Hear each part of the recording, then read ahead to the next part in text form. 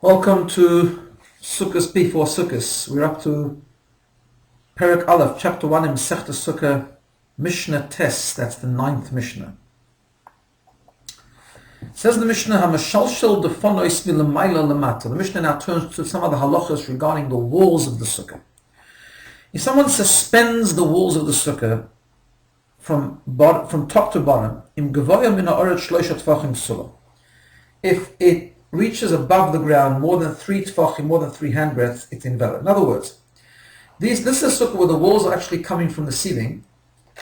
So here's the top of the sukkah, the wall is coming down, but it doesn't reach the ground. If this is the ground, it stops above the ground. If the space between the wall and the ground at the bottom is higher than 3 tefachim and 3 handbreadths, it's an invalid sukkah. Milamata lamayla, however, if the walls are the other way around, it starts from the bottom, from the ground, the walls go up, and then there's a space between the walls and where the schach begins. So you've got a wall, and the schach starts in line with the wall, but not directly on the wall. In other words, there's a frame, let's say, and it starts above the wall, but there's a space. Im gevoya min ha'oretz asara tefachim, as long as that wall, where it starts from the ground, reaches the height of 10 handbreadths, that's about 80 centimeters, 10 tefachim, kasheira, it is kosher. Even if there's a huge space between the wall and where the schach begins on top. Because we have a principle that we say that once a wall is a valid wall, then we say, good asik, it's like the wall imaginarily, in an imaginary way, continues to grow. Now, of course, there's a limit. The schach cannot begin, as we learned in the first Mishnah, the schach cannot begin more than 20 amos from the ground. But as long as the wall is 10 tefachim and the space is even huge between the wall and where the schach begins, as long as there's not 20 amos from the ground to where the schach begins, it's okay. Rabbi Yossi says, Rabbi Yossi argues and he says, no, just like when you start the wall from the ground going upwards, you just need a minimum of 10 tefachim and the space can be as big as you want. The same thing from top to bottom. If you suspend the wall, as long as the wall has 10 tefachim, it's considered a good wall, and therefore even if the space at the bottom is huge, it doesn't matter. Now the Mishnah says another thing. If you have a wall of a sukkah and the schach is on top, but the schach doesn't begin at the wall, the schach begins a bit further from the wall.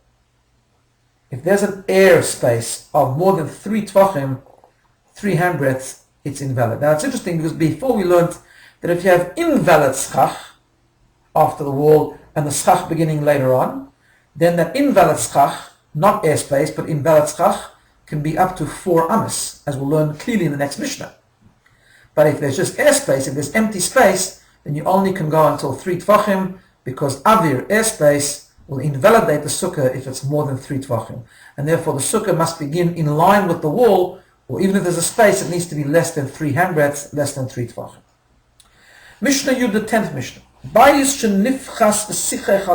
the Mishnah says 3 cases, which essentially is the same halacha. The Gemara explains why it needs to be done into 3 cases, but it's essentially the same halacha, and it's called the halacha of doifen akuma. So let's just summarize it again. The doifen akuma means that if you have a wall and you have invalid schach coming out of the wall, as long as the invalid schach is less than 4 amos, 4 cubits, that's fine. You cannot sit underneath there as long as you've got a space in the middle of the sukkah where you've got enough kosher schach. Now the minimum measurement for a kosher sukkah is 7 tefachim by 7 tefachim. That's 7 handbreadths by 7 handbreadths. Therefore, says the Mishnah, 3 cases which relate to a similar halacha. A house, you had a room, a proper room with a normal ceiling, and something happened and the roof broke, and now there's a hole in the middle of the roof, and that hole is as big as 7 tefachim by 7 tefachim. It's got the minimum measurement of a sukkah.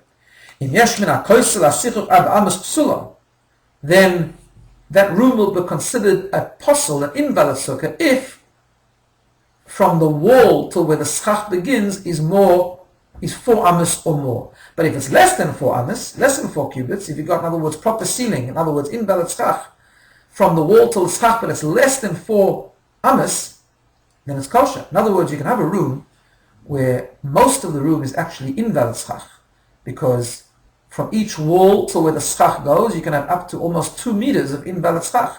As long as you've got in the middle a kosher covering of schach, which is the minimum of 7 tvachim by 7 tvachim, which is about 60, 70 centimeters by 70 centimeters, then the sukkah is still kosher as long as you're sitting under the schach. Similarly, v'chein chotzer shi mukefes achsadra, and the same thing with a courtyard that has like a balcony going around. The balcony is of course invalid schach. As long as the balcony is less than 4 amas, then the middle can be filled with kosher schach and it's kosher. Sukkah gedola, a big sukkah, she kifur b'dover she'mesachachim boy. Same thing, you have a regular sukkah, but just you place around the sukkah material which is not valid for schach. Same halacha, im yesh tachtov 4 amas psula. If underneath that invalid schach there's a space of 4 amas, then the sukkah is invalid. If it's less than 4 amas, the sukkah is kosher. Have a great day.